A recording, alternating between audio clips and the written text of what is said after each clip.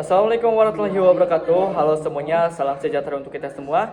Sebelumnya perkenalkan, nama saya Muhammad Taufik Al-Maslubi, siswa yang duduk di bangku kelas S11 KBT SMK Pertiwi Kuningan. Dalam kesempatan kali ini saya akan melakukan ujian lisan yang dimana materinya yaitu adalah pengenalan mesin anjungan yang sebelumnya kita telah pelajari dalam pengerjaan LMS pada bagian bab 4. Langsung saja kita masuki ke materinya. Baik, ada jenis-jenis mesin anjungan. Ada beberapa jenisnya, diantaranya yaitu adalah anjungan tunai mandiri atau ATM, Automatic Teller Machine. Nah, fungsinya untuk tarik tunai dan non tunai. Untuk perincian kasetnya ada 4 kaset denominasi, 1 kaset reject dan retract. Nah, selanjutnya yaitu ada Cash Recycling Machine atau CRM, anjungan tarik setor. Fungsinya untuk tarik tunai, non tunai, dan store tunai. Untuk perincian kasetnya itu ada 4 kaset denominasi, 1 kaset reject, dan 1 kaset retract. Selanjutnya itu adalah anjungan non tunai atau ANT. Sebenarnya sudah tidak ada. Nah, untuk fungsinya tersendiri yaitu untuk non tunai saja. Selanjutnya adalah jenis-jenis mesin anjungan seperti itu. Nah, untuk deskripsi mesin ATM-nya yaitu adalah yang pertama fungsi tarik tunai dan non tunai. Yang kedua adalah tidak memiliki sensor pendeteksi uang atau bill validator. Yang ketiga adalah hanya menyediakan 1 denominasi. Yang keempat, rak kaset berdiri. Yang kelima adalah kaset tidur. Selanjutnya yaitu adalah fungsi bagian-bagian mesin ATM. Yang pertama yaitu adalah upper compartment atau faski atas, berfungsi untuk menyimpan unit control dan user interface dari mesin anjungan. Yang kedua yaitu ada lower compartment atau faskia bawah, berfungsi untuk menyimpan kaset dan unit pemrosesan uang tunai pada mesin anjungan. Dan yang ketiga adalah super side atau rumah anjungan, berfungsi untuk menyimpan alat penunjang bagi mesin anjungan. Selanjutnya itu adalah fungsi bagian upper compartment atau faskia atas pada mesin ATM. Yang pertama yaitu adalah monitor untuk menampilkan informasi seputar transaksi di mesin ATM. Yang kedua ada tombol monitor untuk memberikan perintah pada mesin. Yang ketiga adalah encrypted pin pad atau EPP untuk memasukkan pin nasabah untuk dapat transaksi di mesin ATM. Yang keempat adalah pin cover untuk melindungi privasi nasabah ketika memasuki pin. Yang kelima adalah slot card reader untuk memasukkan kartu nasabah. Yang keenam adalah slot receipt printer untuk mengeluarkan kertas versi transaksi. Yang ketujuh ada card reader untuk membaca kartu nasabah. Yang kedelapan adalah printer thermal untuk mencetak resi transaksi. Yang kesembilan adalah processing komputer atau PC sebagai otak dari mesin ATM yang memproses segala otomasi dari mesin ATM. Dan yang terakhir yaitu power supply sebagai sumber daya listrik dari mesin ATM.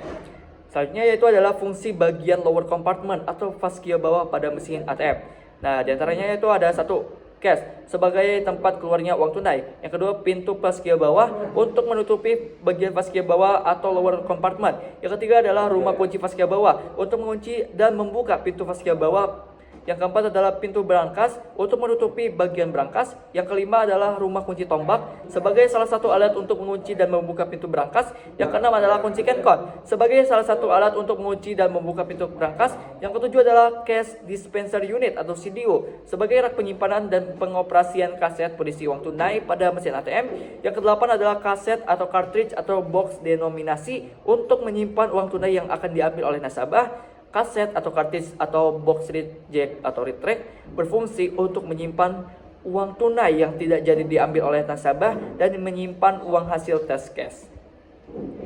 Selanjutnya yaitu adalah fungsi bagian lower compartment atau faskia bawah pada mesin ATM.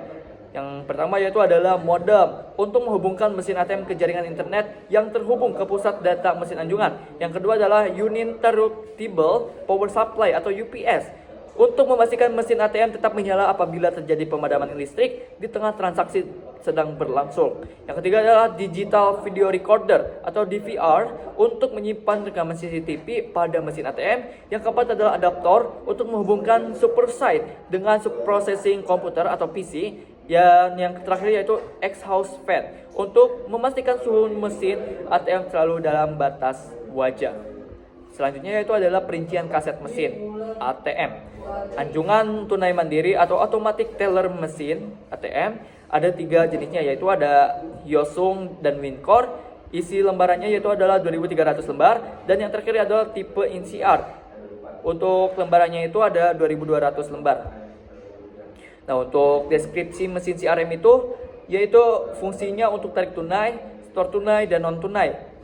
Selanjutnya memiliki sensor pendeteksi uang atau bill validator. Yang ketiga adalah menyediakan 2 denominasi. Yang keempat rak kaset tidur. Yang kelima kaset berdiri. Dan yang terakhir adalah memiliki layar LCD.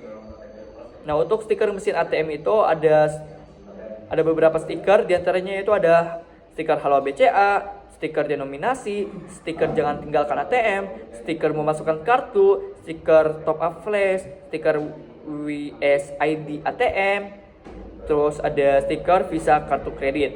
Nah, fungsi bagian-bagian mesin anjungan CRM ada 3, diantaranya yaitu ada upper compartment atau fasi atas, berfungsi untuk menyimpan unit control dan user interface dari mesin anjungan. Yang kedua adalah lower compartment atau fascia bawah, berfungsi untuk menyimpan kaset dan unit pemrosesan uang tunai pada mesin anjungan. Dan yang terakhir yaitu super site atau rumah anjungan, berfungsi untuk menyimpan alat penunjang bagi mesin anjungan.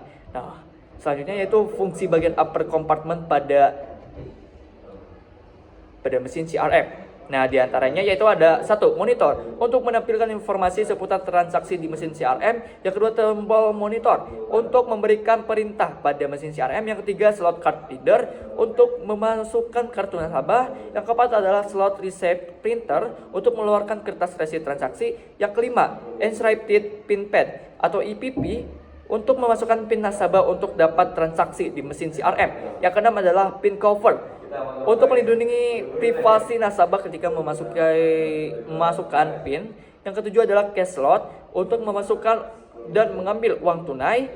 Terus yang kedelapan adalah card reader untuk membaca kartu nasabah. Yang kesembilan print terminal untuk mencetak resit transaksi.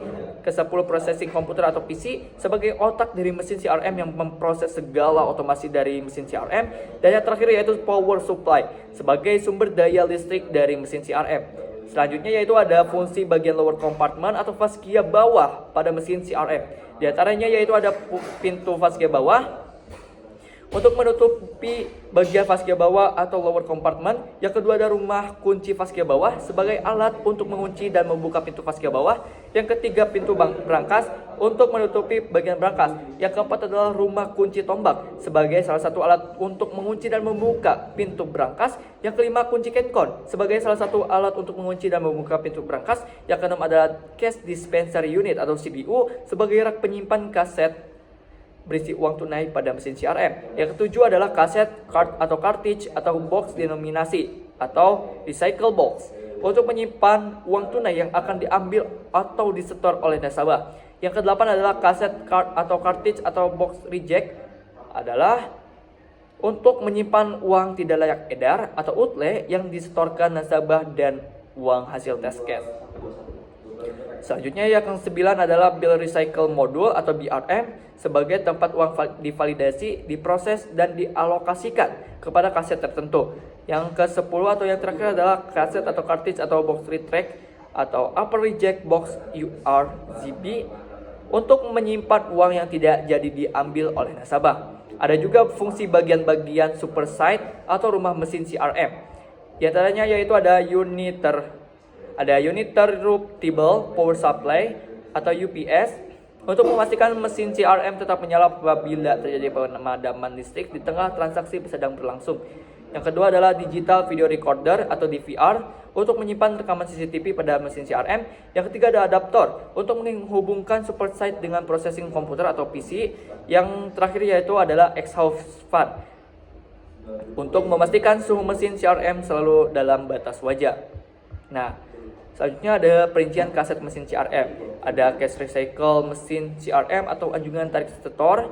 Di antaranya yaitu ada 3, ada Hyosung, Hitachi, dan Oki. Masing-masing tersebut ada kapasitas per lembar kasetnya yaitu di antara 50 sampai 2000 lembar per kaset sesuai permintaan banknya. Nah, untuk stiker yang berada di mesin CRM itu ada beberapa.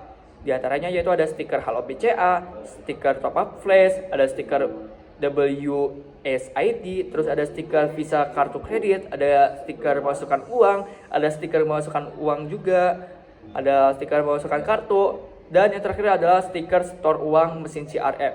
Nah, cukup sekian materi yang bisa saya sampaikan. Kurang lebihnya saya mohon maaf. Wabillahi taufiq wal hidayah. Wassalamualaikum warahmatullahi wabarakatuh.